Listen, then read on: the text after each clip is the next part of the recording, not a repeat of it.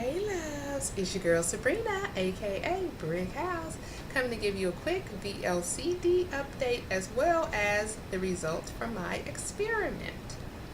When I last vlogged was VLCD 18, and on that day I had a 1 pound release, which put my weight at 148.5.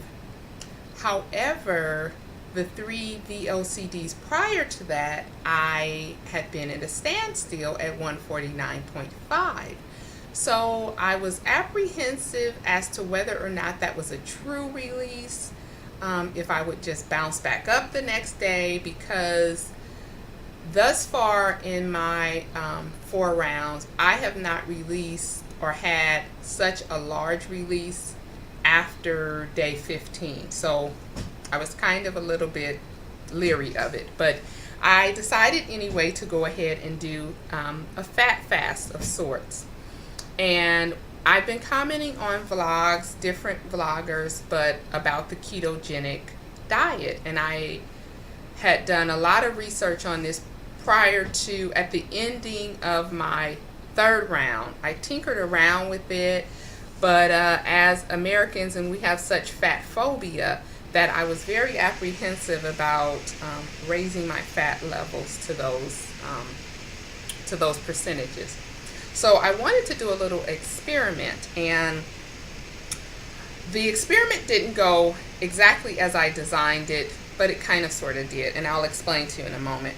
I wanted to see if I could get my fat levels in those ketogenic ranges, if you will.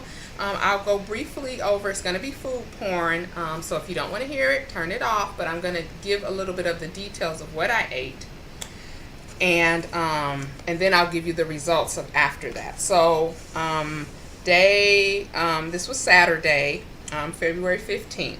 So for breakfast, I had 4 large organic eggs, 4 strips of Trader Joe's Black Forest bacon, 1.5 ounces of Trader Joe's goat milk Gouda cheese, 1 tablespoon of butter, 1 tablespoon of whipping cream, which brought my calorie count to 815. That was for breakfast. And then for snack, I had 8 ounces of full fat plain Faye, 1.5 tablespoons of almond butter, 1 tablespoon of unsweetened chocolate, and sweet leaf stevia to taste, and that was 328 calories. I had 3 ounces of mac nuts, which I broke out into different, I just had the 3 ounces and I kind of nibbled on them throughout the day, but that was 600 calories. I cooked a low carb cheesecake, which I put into my Fitness Pal and calculated each serving to be 268 calories. So I had 1 of those, and that was 268.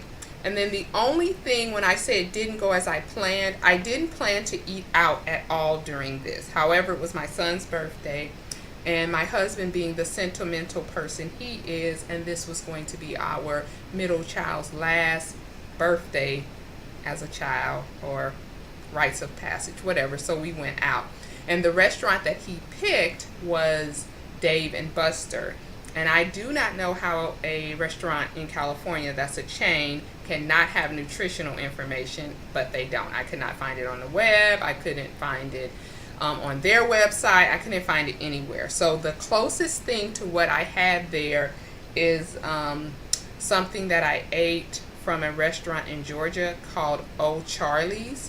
It was a queso dip, which it came with tortilla chips, which I ate, I think, four tortilla chips, but it was mostly cheese, and it was like a ground beef, and it had a pico de gallo and guacamole and sour cream. So I used 4 chips, but I mostly just ate that. And then there was a side of avocado that I just ate, which was probably about 3 or 4 ounces of avocado. So I meant guacamole. So I ate that, and I estimated by using Old Charlie's, which it doesn't separate out the chips from the queso dip, so it just gives one calorie count, but I estimated it to be about 500. You know, I guess that's somewhat right. And then I had 2 more servings of the low carb cheesecake, which put at 536 calories. So the grand total of that was 3,050 calories for that day. My fat grams were 259 fat grams, which is a calorie count of 2,331. My protein was 110 grams, which is 440 calories, and my carbs were 85 grams, which is a total of 340 calories. And the percentages were 76.4% fat, 14.4% protein, and 10% carbs. So as you can see, that was quite a hefty calorie load for that day.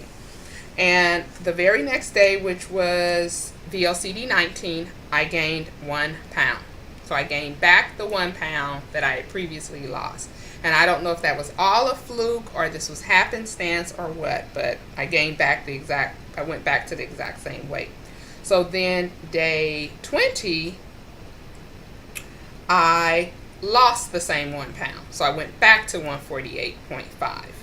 VLCD 21, I was 147.6, a 0.9 release.